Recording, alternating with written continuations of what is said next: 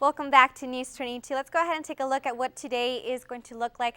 For now, Farmington is expected to be at 47 degrees, Santa Fe at 44, Clovis at 46, which is pretty cold for this time of weather, Roswell 56, Las Cruces 63, and Deming 62. For tomorrow, those temperatures are going to be increasing just a little bit. Farmington is expected to be at 62 degrees for tomorrow, Gallup at 60, Albuquerque 66, Socorro 70, Ruidoso is staying at 58, Las Cruces 71, and Deming 73. For Alamogordo, we are expecting those clear skies, 36 as our high, and tomorrow cloudy skies, 69 as our high. Now, into their consequences, they are expecting cloudy skies, 41 as their low, and tomorrow partly cloudy skies, 73 as their high. In Silver City, we are expecting those partly cloudy skies, 33 as their low, and tomorrow bright sunny skies, 68 as our high. And here in Las Cruces, we are expecting to see a 41 degrees as our low, and tomorrow it is going to go up a little bit at 71 as our high. Back to you at the desk. A group of students are sharing their traditions to the community on campus. News 22's Veronica Baque tells us how dozens of students lined up today to get a taste of an Indian taco. The Original Americans, Director of American Indian Program Justin McCourt, says there are more than 500 tribes and each of them makes the fried bread. That's the foundation for Indian tacos. He says the tacos came about during the reservation period. And so they all have variations of their style of fry bread, which is then also used to make an Indian taco. Among the many activities scheduled this week on campus is the Indian taco demo, delicious plate eaten by many students and prepared by Indian students, as you could see. President of Native American Student Association, Aileen Cruz, says the purpose of the event is to share the culture with other students. No, just us sharing with the community. Cruz says another purpose of this event is to help Native American students feel at home. I thought it was delicious, not as good as my aunt makes them, but overall pretty good.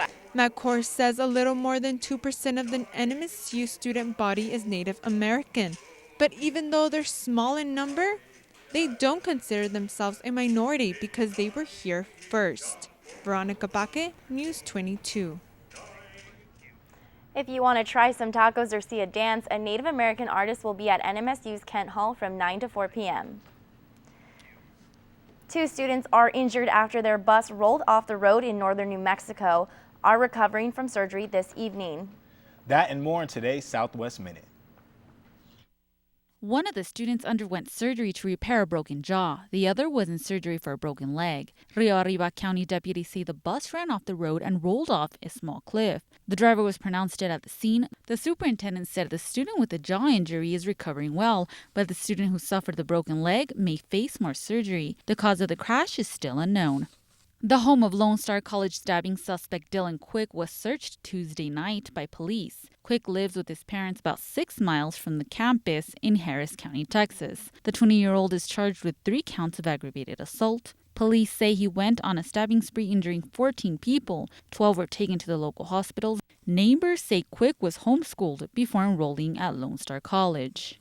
And Sunday in Oklahoma, at least one person was killed after a small plane crash. Authorities say the plane lost altitude and went into the backyard of a home in Collinsville. The Federal Aviation Administration reports the plane was headed from Tulsa to Kansas. At least one person was confirmed dead, but authorities say there are no more victims. No one was injured on the ground. Susie Castillo, News 22. And Stephanie Flores is next with sports. Thank you, Greg. Happy birthday, Becca. Coming up in sports, Louisville tries to sweep the national title, but to do so, they'll have to get by powerhouse UConn. Plus, I'll tell you whether or not the Aggie softball team was able to get a sweep against number 17, Arizona. You can toss that remote. News 22 Sports is next.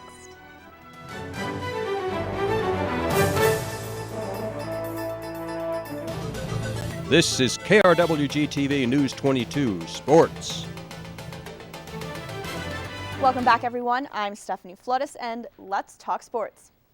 Last night marked the end of the college basketball season, where Louisville was trying to do something as a school that only one other school has done before. And as the women tried to complete a national title, a college basketball national title sweep.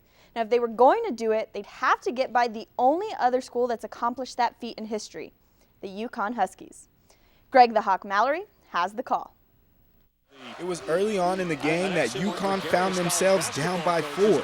Betty Steele from Bria Hartley started the huge run by the Lady Huskies. Kalina Mosqueda-Lewis had an and one that would put UConn up by 3 with 12 minutes left in the first half. But it was freshman sensation Brianna Stewie Stewart who took the Lady Huskies to the promised land as she scored 23 points and became the first freshman in 26 years to win the most outstanding player of the Final Four. While head coach Gino Auriemma matches Pat Summitt's 8 national titles as the most in women's college basketball history. I really believe that coaches lose more championship games than they win. No, you don't have your team ready for whatever reason, mentally usually.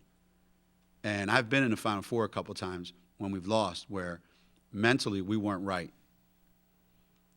But we've never been in a championship game where mentally we weren't right. You know, after the Big East tournament loss, we sat in the locker room and he looked at us and he said, "You know what? When we get back together, I'm gonna show you how to win a national championship." And sure enough, we're sitting right here. So there's times that I don't know how the heck he does what he does, but he's pretty darn good at his job. And For News 22 Sports, I'm Greg the Hawk Mallory. The Lady Aggie softball team took on the 17th ranked Lady Wildcats from U of A yesterday and went 1-1 in their doubleheader. Freshman Emma Adams led the way for the Aggies in the first game with her 3rd home run of the season. This one came in the 6th inning and was the crushing blow in the Aggies' 3-2 Game 1 victory. NM State set a school record for the longest win streak in school history with 11 wins. Second game, however, had a little bit of a different outcome. The Aggies were beat down 8-1. This was the 2nd straight year that the Lady Aggies have split the series with U of A. The Las Cruces High School Bulldogs softball team took on their crosstown rivals, the Mayfield Lady Trojans, and came out on top. The Lady Bulldogs have a serious lineup, and the score was evidence of that. Las Cruces beat Mayfield 11-0 and also had a 5-inning run rule. The Bulldogs recorded 9 base hits, 3 of which were home runs. The team took a 3-0 lead in the 2nd inning following a home run by Valerie Macias. This victory for the Bulldogs improved their district record to 4-0. LCHS will take the Diamond again tomorrow at Alamogordo. Well, it was a bad day to be a Trojans, but a good day to be a Bulldog in the world of bats and diamonds. The Las Cruces boys baseball team also took on their crosstown rivals, the T-Men of Mayfield, and were also able to come out on top. The Bulldogs scored 2 runs in the bottom of the 6th, but the Trojans came from behind twice and held a 7-6 lead going into the 5th inning. But at the end of the day, it was the Bulldogs who were able to come back and seal the deal with a 9-7 victory. The Bulldogs improved their district record to 3-0, while the Trojans fell to 2-2 in the district. Now, today's play of the day is a special one. On the outside looking in, it's easy to just assume that all athletes are meatheads and jocks who don't care about anything but winning, or that coaches just berate their athletes till they get what they want. But every once in a while, something special happens to remind us what sports is all about. Meet 7-year-old Jack Hoffman, a devoted Nebraska Cornhusker fan with pediatric brain cancer. The Cornhuskers found out about their tiny fan and invited him out to their spring training game. He lined up alongside Huskers quarterback Taylor Martinez, and on the ensuing handoff, did this. Looks like Damon Bennett. Ready to go, so he'll get the handoff. It is Hoffman running laterally. He's got a puller. To the 35. Hoffman to midfield. Hoffman, second level. He's got another gear. They are not going to catch him. Jack Hoffman to the end zone. Husker touchdown. Hoffman's 69-yard run was cheered by 60,000 plus. He was lifted onto the shoulders of his favorite team and went down in the record books as the team's leading rusher for their 2013 spring game. Gotta love that. That's all for sports tonight. Join us for more sports action tomorrow. But still ahead on News 22, Monica will be back to take a look at your 5-day forecast. But first, cute leopard cubs born on the same day by different mothers.